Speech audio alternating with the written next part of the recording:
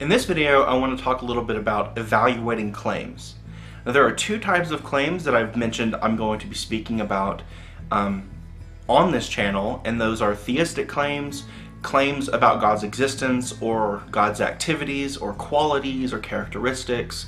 And then there are authoritarian claims, which are basically claims that invoke morality of some kind, saying that, for instance, I have the authority to issue a command to you, and you are thereby obligated to obey, or saying that I have the authority to control some land or property or resources, something like that, and that anyone who disagrees would actually be in the wrong.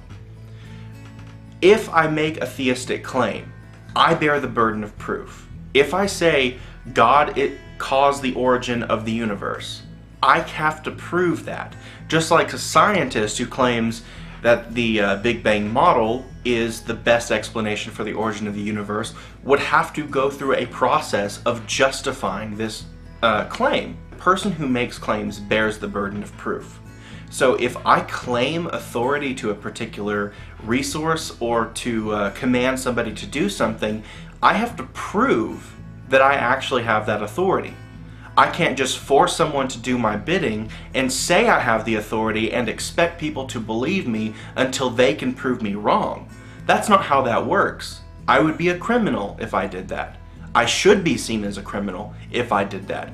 Governments are not seen as a criminal for doing that because their authoritarian claims are accepted for the same reason that people accept theistic claims. Because they're religious, or they have this religious mentality, or they've been programmed to believe it from childhood. Theistic claims can be evaluated with science. Authoritarian claims can be evaluated with ethics.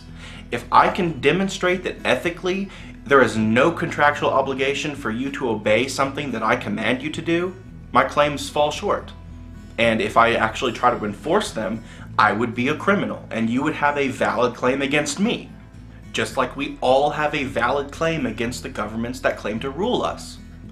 They're criminals because their claims to authority are not justified, either by democracy or constitutionalism, and I'll get into those in other videos. But in the remainder of this video, I want to emphasize the connection between theistic claims and authoritarian claims. Both of them are assertions. Both of them need to be proven, to be accepted. Both of them bear the burden of proof for whoever is making the claim. So for someone who says God created the universe, they bear the burden of proof. For someone who says, I have the right to tax you, I have the right to take your stuff, I have the right to force you to do something, I have the right to evict you from your home, those people have a burden of proof. If I can actually show that you signed a contract that says, if you fail to pay your rent, I can evict you from your home, you are actually morally obligated to leave if I say you have to leave.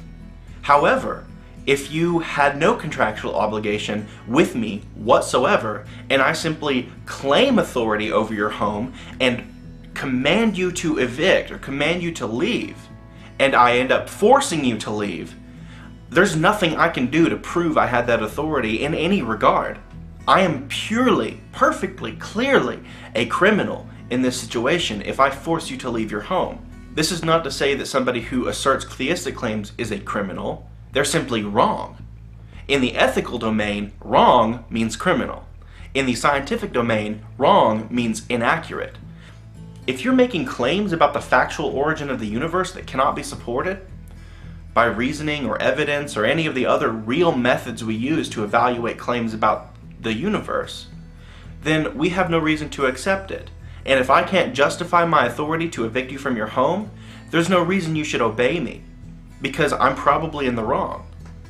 A consistent skeptic would look at both of these claims roughly equally, noting that there is a difference between wrong being inaccurate and wrong being criminal, but the two are logically congruent. That's the point I'm trying to make here. That if you're going to be skeptical about theistic claims, for the same reasoning, you need to be skeptical about claims that other people have to your stuff, to authority to command you, to arrest you, to cage you, to tax you. These are claims that must be justified, and my contention is that they have not met their burden of proof. States are acting outside of their authority and pretending they have what they don't. Thanks, and stay tuned.